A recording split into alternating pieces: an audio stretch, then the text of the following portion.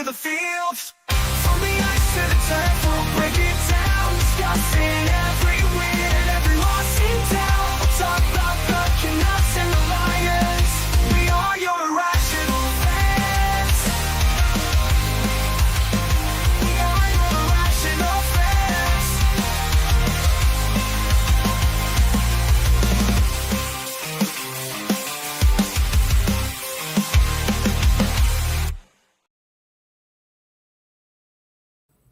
Ladies and gentlemen, we are live with episode 106 of the Hughes Sports Podcast.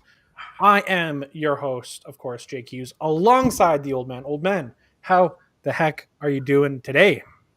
If I was any better, I wouldn't have a hangover. I'm doing awesome. I am doing just fine. I did learn a lesson. Do not go out for dinner with Kelly Kellner. The Kelsermania, friend of the show? Friend of the show. Don't go out with him on a work night. Not a good plan. To be fair, at your age, it's also rough to go out with them on a not work night. It's just going out's rough. Yeah, it's what happens at your age, I think. What does everybody think of my new background? How do you like that? Oh, I'll cover up that. I won't let them see the mess. I'll cover up that part. Look at that. And the pictures. It's looking hot. All we need to do is get your lighting set up properly and all your technical issues worked out, and we'll be running smooth. We'll be just fine. Just fine, they say. Hey, I just want to make sure everybody can hear me. Yes, good. we can all hear you loud and clear. Probably too loud and too clear for some people, but there we go. We will be having a special guest today. Yes, we will. I was just going to say that. We will be having a special guest joining us shortly. We are just kind of ragging the puck until he's able to jump on. But I want to ask you, last week we came on at the very beginning of through the second intermission of the first game of the World Cup of Hockey, the Four Nations Cup. Yes. Have you watched a lot more of the Four Nations Cup? No, I didn't. You know what? I've been so busy at work and then trying to get my place all organized here that I have literally just watched the Canada games. That's fair. Right? I actually had to watch Monday's game at work. So, which is always rough. It's always rough when you have to watch a game at work when you're an irrational fan. Yes. Did you, by chance, or not did you, sorry, what have your thoughts been around the Four Nations Cup?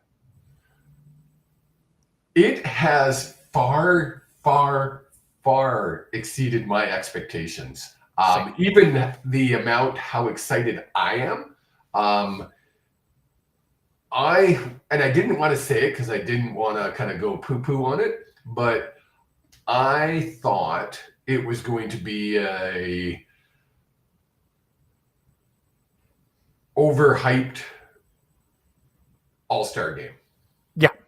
I was concerned about it too. Like, we had talked about it off stream. We never talked about it on the show or on the podcast, but there was a thought that this could just be people or players not taking it seriously and taking it at all-star level effort. And I think from the very first game, the Sweden-Canada game, came out and there was hitting, there's energy, and you could clearly see that the players all wanted to be there and wanted to win gold or win the cup, however you want to say it. Yes.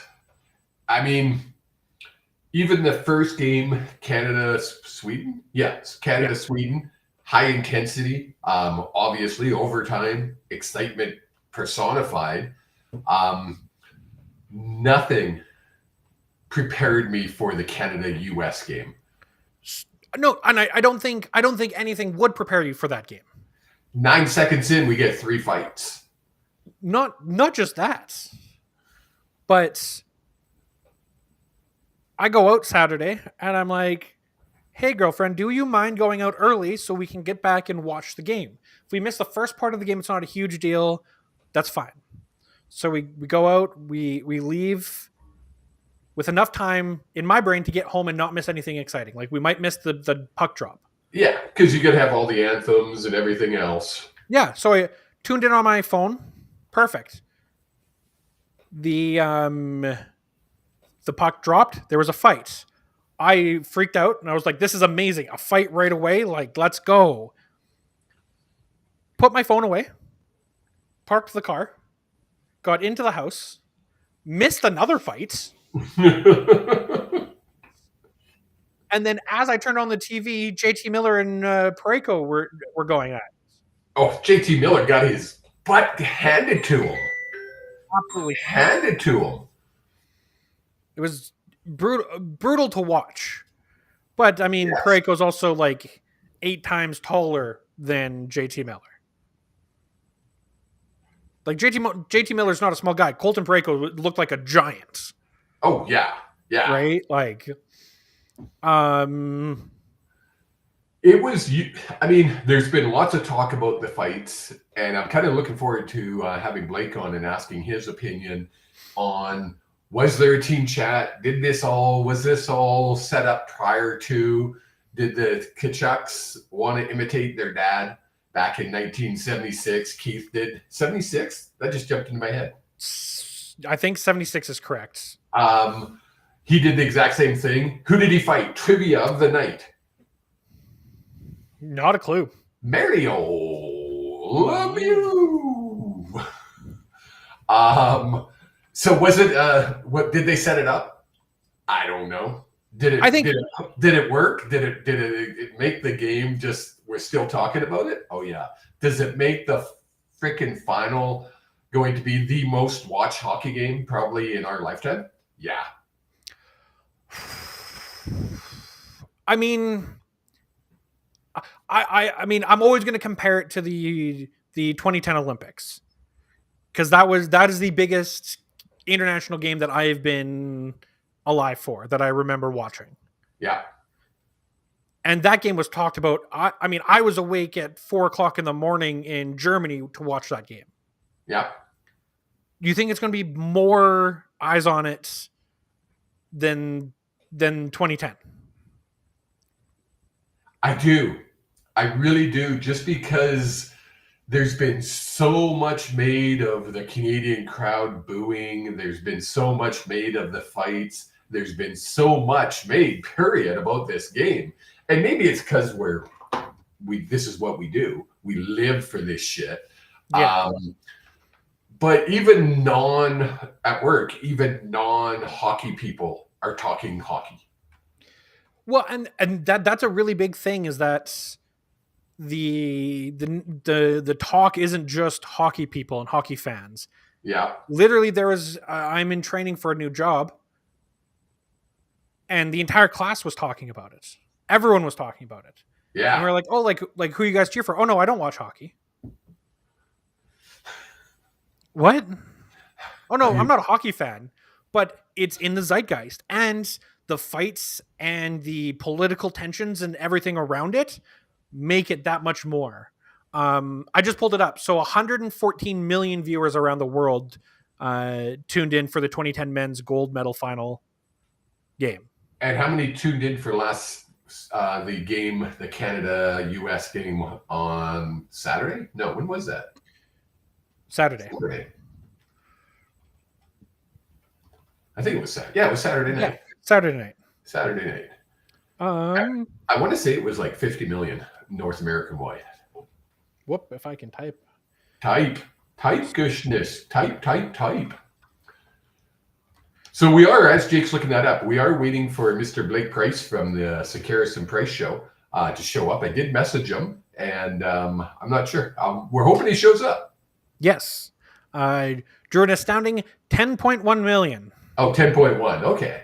So that would be a huge increase. You need to 100 or 1,000% your numbers. But 10.1 million is an amazing amount for I don't know. America.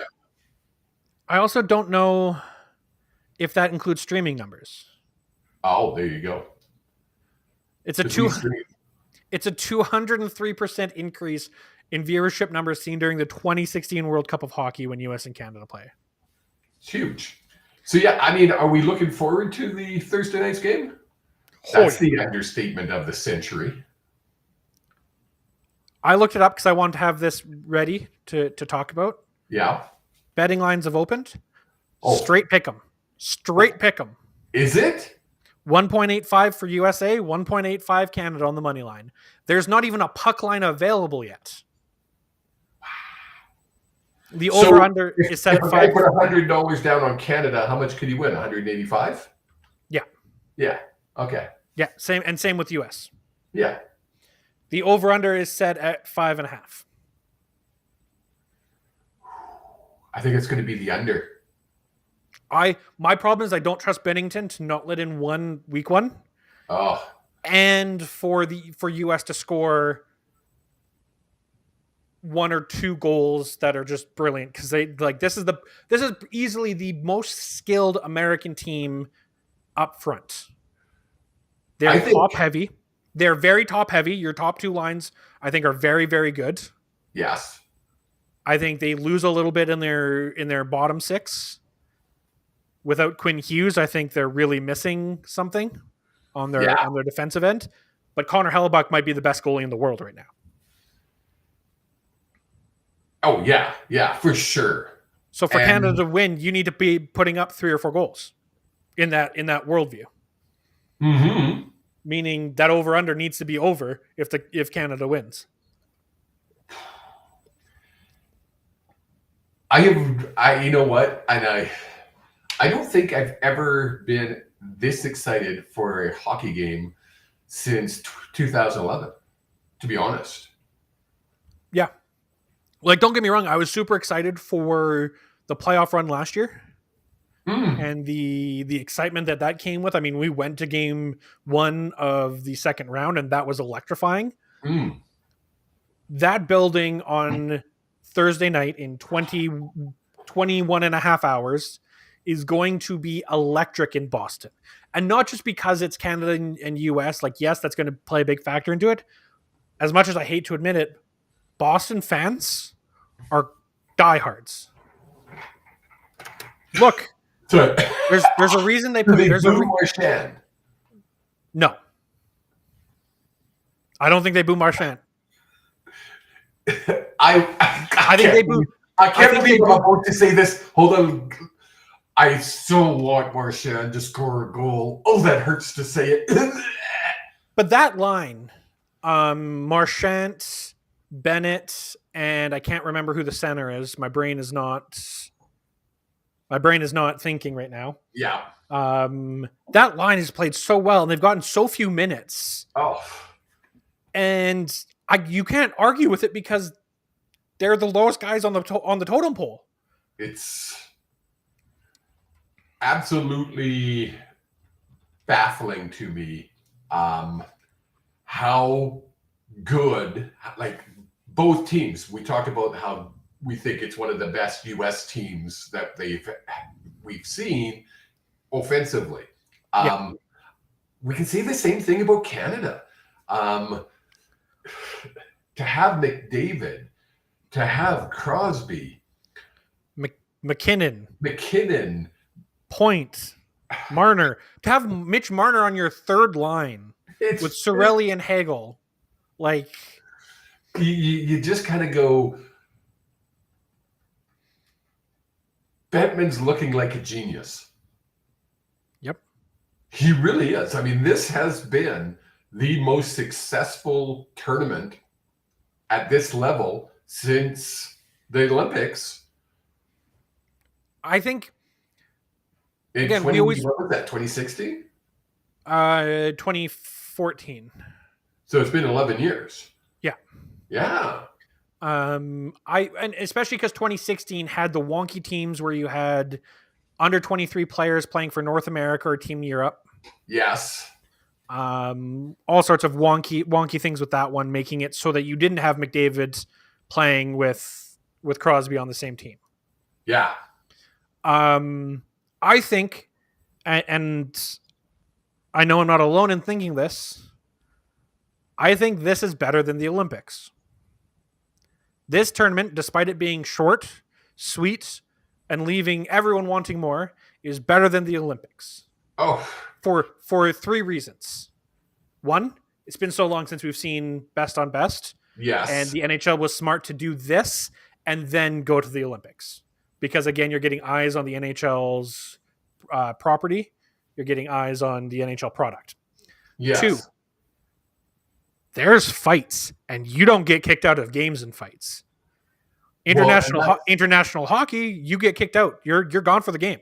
Exactly. I mean, using using NHL rules that way. And the nice thing is, if there is a suspension, it doesn't carry forward to the NHL. Yeah. This is its own entity. It's going to be interesting to see what transpires in, I'm trying to think of the year 2028. I think they're going to do another one. Is that right? Yeah, 2028. What's going to transpire with the World Cup, because that's what they're going to call it. And I believe they said there was going to be 8 teams. They hope to have 8 teams. Will they still do it at this point? That is the announced goal.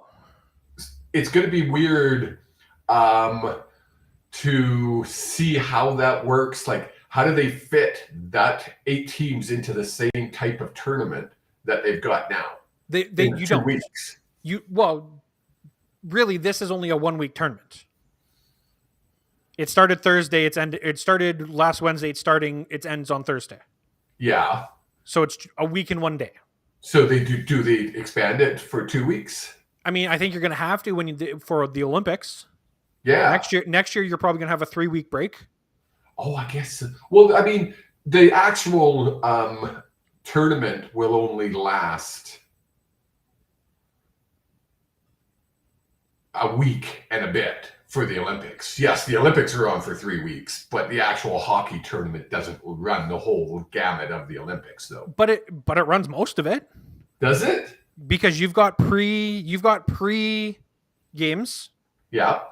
You've got your round robin, then you've got your eliminations. There's 2 pools. You have to play each team in your pool. So that's 4 games or 3 games that you're playing. Yeah. You've usually got 1 game that's your your pre-game. So you're up to 4 games. Now you're doing a quarterfinal, a semifinal, and a final if you're good enough. So you're playing 8 games. You got to be doing that over 2 weeks. Well, you know what? We might have a guest that might be able to kind of fill us in on actually how that's going to work, because he probably has some insider information. The insider himself. One of the insiders himself. One of the insiders. One and only Blake Price from Sakaris and Price. Blake, how are you doing? Welcome to the show. Thanks for having me, guys. Appreciate it. Sorry for better late than never, right? You're never late on our show, because we can ramble for hours if they let us. Who's they? That's the question. Whoever they are, I don't know. Jake keeps telling me they won't let me do this. It's really just me, so that way I can put the old man to bed before it's past his bedtime. Ouch. Blake, we were just talking about the next year's Olympic break, kind of planning it out in our brains. How long of a break is it? Are you aware of how long of a break is expected for the Olympic break next year? It's usually like 2 weeks and 2 days, like 3 complete weekends, sort of thing. You know, the calendar usually goes till the Friday, right till the opening ceremonies. Like there might be NHL games on the day of the opening ceremonies, but usually the day after they're free and clear. And of course, just like this Four Nations face-off, the rest of the team, if the remnants of these NHL teams, they'll start practicing on that final Wednesday, probably Wednesday or Thursday, leading up into the final weekend. So, I would say it's at least the 2 full weeks, if not the extra couple days for the 3rd weekend. Okay, Very, cool. So very cool. Right around exactly what we were expecting for the Olympic break. But welcome to the show. Thank you. Going to pick your brain because there's a big game happening in 21 odd hours. Quinn Hughes is not medically cleared to play in that game for the United States.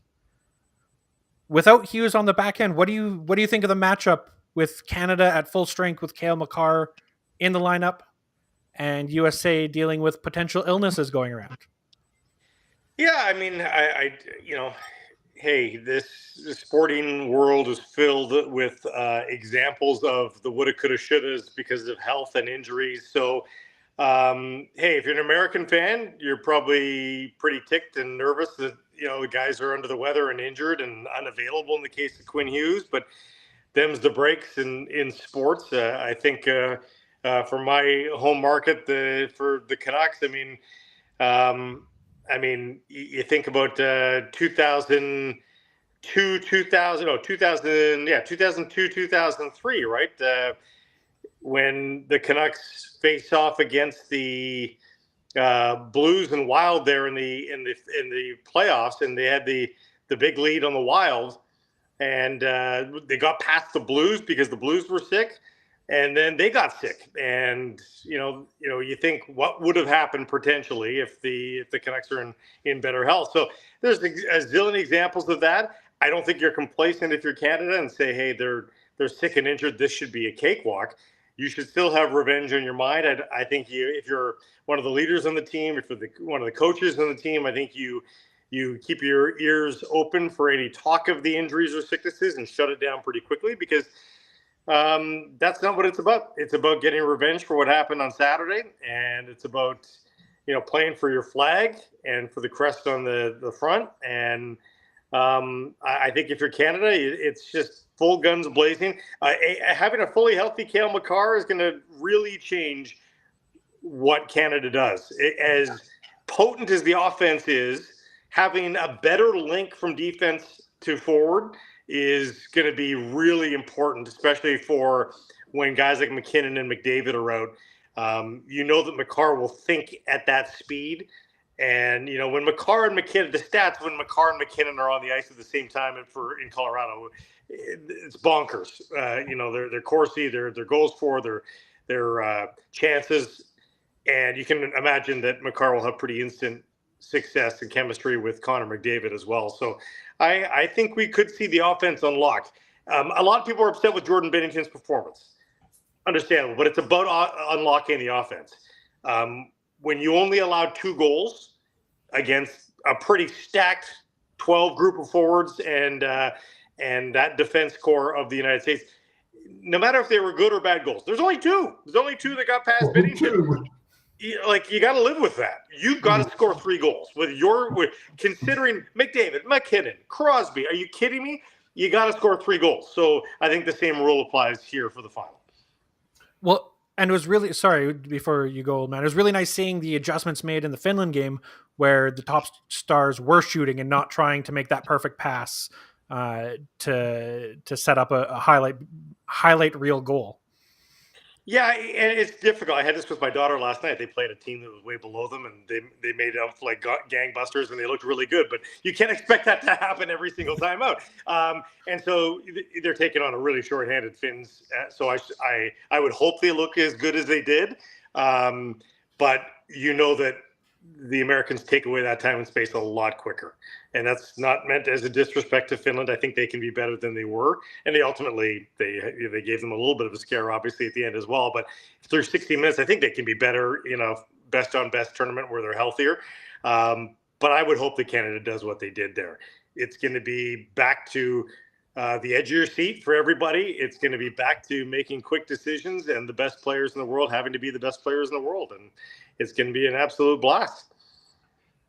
Now, just before we went live, I was, of course, flipping through Twitter and trying to pick up on what's happening with Hughes. Is he for sure not playing, or is there still a chance the next 24 hours could change everything? By all accounts, it's for sure he's not going. Yeah. Oh. It was an absolute shocker when he arrived to practice yesterday. Well, yeah. And then we got the explanation that, it was explained to him, it's only a maybe. And he was like, I'm not going to exhaust myself on a maybe because I got to get back for practice, then fly to Boston for a maybe. And then the Canucks first game out of the break on Saturday, 40 hours later, is in Vegas, another cross-continent flight.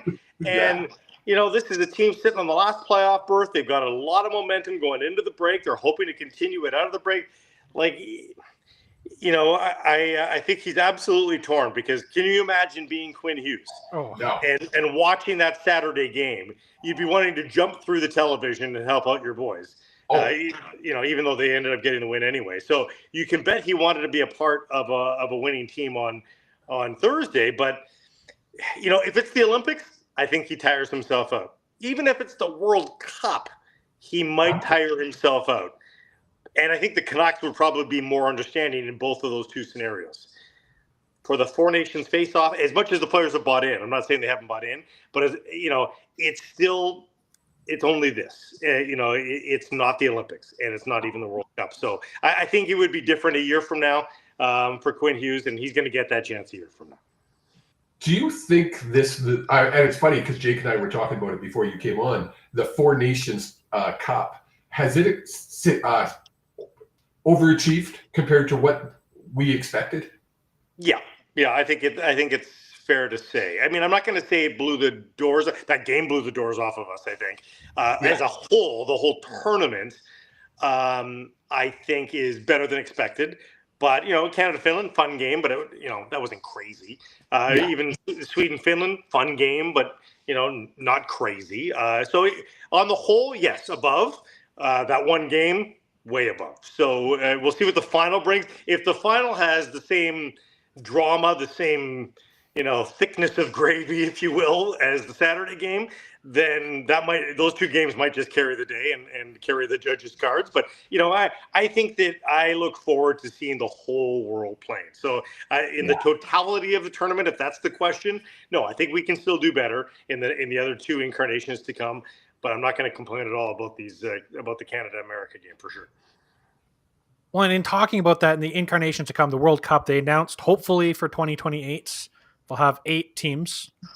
I have pulled up here the players for the teams. Are they going to have to pull from European teams and work with the IIHF on this tournament? Because by my count, there's 1, 2, 3, 4, 5, 6 teams that can really put together a full roster. Yeah, and even the Czechs will be a little hard pressed. It'll get pretty thin at the back of the Czech lineup. I think. Top of let's not count out the Czechs. The Czechs might be the most surging program on the planet. That's not to diminish them at all, but ultimately they might be 3 players short, which isn't the end of the world. But Germany and Slovakia, if we're to assume that those are the two, they're going to have to talk to the IIHF, which by all accounts, they are not super pleased that the PA and the NHL just went rogue on this and announced this and put this into the international calendar without a lot of consultation. So, but what do we say a lot of these times? You ask for forgiveness later, right? Get it done. So they'll have to ask, and very few of those players will be needle movers. But you never know. There's 1 or 2 players that aren't in the NHL that certainly deserve to be, and they might be of those 2 nationalities. So who knows? Now, I mean, obviously, we're concentrating. We're pretty hyped about this next game, but we still have a portion of the season to finish here with our Canucks. What can we expect the last, month and a half, 2 months? I'm really interested to see what happens out of the break, because they had lots of good stuff going. 6-1-1 is not a bad stretch. No. If you continue, eventually you're going to come back to earth there. But if you could have turned that into a 10-2-2 run or something like that, that's a great injector boost into the schedule and puts you back into the vicinity of the top 3, if not into the top 3. It really depends on what LA's doing over the course of those remaining games. So, to get to 6-1, to get to 10-2-2, what's that? A 4-1-1 stretch out of the break. I mean, until we've seen them in action, I have to say that it's possible. It's not the easiest schedule coming out of the break, but let's see what it looks like, and let's see if they are able to capture that momentum. Let's see if the new guys, without the new car smell on them, if you will, can replicate that trade boost that they gave the team and and are going to be those players going forward. Like Drew O'Connor was great. If Drew O'Connor looks like that on a nightly basis, Canucks are a better team. Marcus Pettersson, great. If he's like that every night, they're a better team. And Hedl too. I mean, I think Hedl's got a new lease on life. Him and Pettersson have got the most, Marcus, that is. We have to be clear in these days.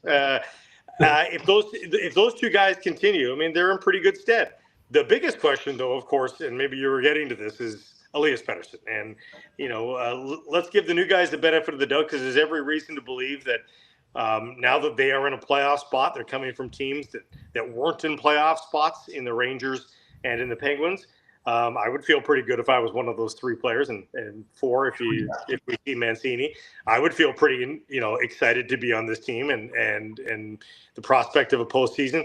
The big question is, after those lackluster 3 games, what are we going to see in Elias Pettersson? Yeah. Right. Yeah. And I mean, and I have to be honest, I haven't watched a lot of the Four Nations Cup other than the Canada games, but from what I'm reading, he hasn't been lighting it up here either. Very absent, very quiet. It was very disappointing because, much like we just talked about with the newcomers to the Canucks, it was a page to turn for Elias Pettersson. It was hey, everybody's got no points in this tournament. Here's my chance to make a statement. Here's my chance to play with wingers. Philip Forsberg and Adrian Kempe are a lot better than the wingers that he's been working with in Vancouver. Yes. Like Philip Forsberg and Adrian Kempe are legit, star wingers in this league. And still nothing. And to dip below 10 minutes in the game, both the two biggest disappointments for Sweden in the tournament might be two guys with Canucks ink on them, and Elias Lindholm, who was not very good as well, the one-time Canuck, and Elias Pettersson, who was equally as silent. And, Canucks fans have taken great pride in his defensive game over the years, and it was not too long ago, apparently, there were chants of Selke from his own teammates on the Canucks bench. But you would think if he was playing that great defensively, that Sam Hallam would have had him on the ice in critical moments to defend leads, to keep a game close. Like, defensive forwards get shifts late in the game to preserve the status quo. He wasn't even getting that. So that's got to be really disappointing to Elias Pettersson, to the Vancouver Canucks, who, of course, have a Swedish GM. It's none of it's coming up roses here for the Canucks side of things when it comes to Elias Pettersson. So I think people are just going to pray to the hockey gods that something switches, something flicks on here in the next 30 games. But if something does not, and first of all, his name has not been taken off the trade board here by most of the insiders. Like, that's still a possibility before the deadline. And it's certainly a possibility before the draft, particularly if he goes meekly into the night here. Now, would you be trading at a low? You would be, absolutely.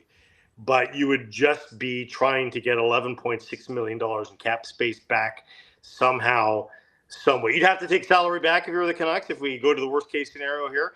But you'd probably take salary back that was bad for the next couple of years. You'd take back somebody's junk for the next 2 years or something like that, so that you'd get out of jail a lot quicker. That would be the trade-off you would think in this scenario. But it's not looking promising right now. And I had high hopes for him in this tournament. I really did. Well, it's, to me, if somebody would have said the end of last year that we would be talking about possibility of trading EP40, I'd be like, stop. Just stop talking. Go back to your mother's basement. But it's a possibility that we have to face. Well, a year ago, it was if we go to technically a year ago, like February 19th, he was bad for 3 weeks. So You absolutely wait. If we even go to the end of the season, you think it was a bad 30 games. Yeah, not a great 30 games, but he was so good in the first 50, he still had almost 90 points. Yes. So, you don't entertain the thought of trading a guy with almost 90 points in a season. Most of the other teams do cartwheels at the acquisition of that kind of player. So you wrote that off as a bad 30 games. And knee tendonitis, reportedly, on the exit interviews. The reasons that we're being given right now is that knee tendonitis really prevented him from a very good summer of preparation. And if that's the case, if that's absolutely true, then Canucks fans should be optimistic that over the course of this coming summer, he can return to full health. But I think Patrick Allvin, Jim Rutherford, and the training staff probably have a really accurate view on that and an insider view on that we really don't. And it's a bit of a he said here. And, they're going to make an educated decision there that we can't make right now of that was no injury. That's an excuse. And we don't know that to be true. That could be the case, or the Canucks could be acting like jerks and could be belittling a guy who has a legitimate injury. We don't know which side that is right now. Yeah, and it's one of those things where, over the last 82 games, he has not played well. I don't know the exact total, but right now in this season, 34 points in 49 games puts him on a 57-point pace for the season. That's not what we've seen. With the back half of last season, you're right, the last 82, I think he's on. I think I recently read that he was on like a 62-point pace, which is a far cry from the 90 and 100-point seasons, right? Well, and there's a thought process where it's okay, take the summer, get better, right? You're not able to rehab properly your tendonitis. But at this point, shouldn't the Canucks be looking at sitting him down if that's the case? Like internally, shouldn't those be the conversations that they're having?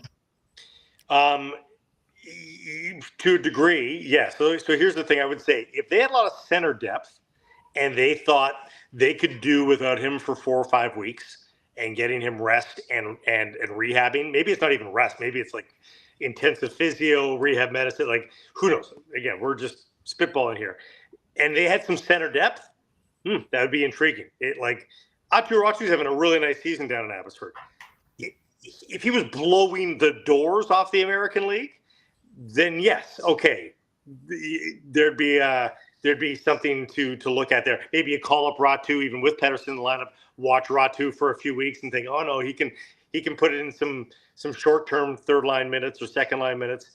But they don't really have that. Ratu's not quite ready. Let's just let him steep a little bit deeper in the AHL and have a full great season there. And he's having a good season. Let's let that become a great season. And again, he's not blowing the doors off. He's just having a point per game season, which for a 22-year-old kid, that's great. He's on track. But it's too much to ask him to replace Elias Pettersson at this point. Yeah. Now, if you found a hell of a deal on the market to get in like another Filipino, like somebody of that ilk, if you could acquire that with your cap space and then sit him down and rehab Elias Pettersson for 6 weeks, then again, I'd be willing to listen to that. But those are a lot of ifs and buts that just don't seem anywhere close to coming true. And I think right now they can't afford it. Like, you're in a playoff spot now, you're headed towards the playoffs. As mediocre, as bad, let's face it, as Elias Pettersson has been, I don't think they can afford to get him out of the lineup. No, I agree. It's frustrating to watch as a fan, that's for sure. For sure. Yeah, and just so damn surprising. Like, it's just did not see this coming. And the scary thing for me is that a lot of these scribes and analytics guys that can look back in time at players who have had these cliff seasons, if you will, a lot of them are like, this actually looks a little bit different than what we've seen in the past. Jonathan Huberdeau, people were calling him a paper tiger before he fell off the cliff in Calgary. Like, you go back in time, you can see it on Twitter now. As a Panther, people were saying Huberdeau is not a 100-point guy. Like, every single thing was going right for Huberdeau there for a couple of seasons. Barkov was the guy. We knew that down in Florida. And so it wasn't a huge surprise to the analytics guys at all when he went to Calgary and struggled. But the analytics guys have always loved Elias Pettersson, and they cannot explain what they're seeing. And they also see no signs that he's just a victim of bad luck, that, he's got a bad PDO, that he's, like whatever. They aren't getting those canaries singing in the mine shaft of, don't worry, this will end soon. They're just not seeing it, and that's pretty damn scary. Yeah. Old man, anything else for Blake before we let him go? He's been more than generous with his time. He has, but you have one question about the Whitecaps you wanted to ask. Yes, want to pivot to the Whitecaps. Not that we talk about the Whitecaps here all that often, but I've been scouring through the internet, and I know you're connected. any updates on any sort of ownership opportunities, or people putting a foot forward, or their hat in the ring at least? No, I mean, there was a very dicey report from a British tabloid about a week ago about Ryan Reynolds kicking tires on things, and a parallel Reddit reporter saying that he bumped into Ryan McElhenney, the Wrexham co-owner, at the Super Bowl. And it sounded like a pretty reliable report because it was a very innocuous exchange. He just said, "Hey, is Ryan going to buy the Whitecaps?" And apparently McElhenney's response was, "I don't know. It's a pretty complicated scenario there. I know he would love to have a chance at that, but it was a pretty innocuous answer. So it led me to believe that might have been a real, conversation that happened. So there might be some little minor streams of smoke there coming from the Reynolds camp, but the truth of the matter is he would need to assemble a lot more well-heeled partners than what he's done. Wrexham cost him a fraction. Like, it was a few $1 million to buy Wrexham. Same thing with the Mexican team was a lower Mexican team, so not the same amount of bucks as it would require here. So that's a lot of work for Ryan Reynolds if there's even a small bit of truth to those rumors. And anything other than that, nope. I've been rattling a lot of cages there, and it's pretty quiet, which doesn't mean it's not happening. It could just mean that the firm that's in charge of this is keeping their cards close to their vest, and the reporters haven't cracked the code just yet. Amazing. Well, thank you so much, Blake, for taking the time out to join the show. We appreciate you. Everyone can go listen Monday to Friday, noon Pacific, on YouTube and X, or anywhere you get podcasts. Absolutely. Sorry for being late, guys. Thanks for having me. Thanks so much. Before you go, I say it to your co-host every time he comes on, Mr. Sakaris. Yeah. I need a hat. New hat orders are available at nationgear.ca. You can get, and if you're in person, we can get you a hat as well. We'll be getting a new shipment for our friends and family, if you will. If you're really impatient, though, you can't order one at Nation Gear. Next time I'm in Vancouver, we're gonna have lunch, and I'm gonna get a hat because I told Mr. Sakaris I will wear it on the show when I get it. Would love that. Thanks so much, guys. Appreciate it. Awesome, Blake. Thanks so much. Take care. Again, that was Blake Price of the Sakaris and Price Show, joining us to talk all things for Nations Cup, as well as Vancouver Canucks, and a little sprinkle of the Vancouver Whitecaps. How awesome was that? Just, again, it's just so we talk about it every time we have guests on the show, but the fact that they take the time out of their busy evening. I know Blake is super busy with all of his commitments, plus on top of that, being a dad to kids. Well, yeah, and that's the part that gets me. I mean, I'm a dad. I know, like, my evenings are precious when you guys were younger, especially when I was home, because that's what I got to spend with you. So I just, it's just so cool that they take the time. Yeah, fantastic, and just a great guys, both of them. Go give them a follow. You can follow Blake on X at just Blake Price, or you can follow Sakaris and Price on Twitter as well. You can also follow Blake Price at blakeprice.bsky.social on Blue Sky. Just everywhere. Anything else you want to talk about regarding the world of Vancouver Canucks, Four Nations, still in the hockey realm? I'm just keeps repeating myself because I'm just so excited for tomorrow night to come so we can just see the best of the best versus the best of the best.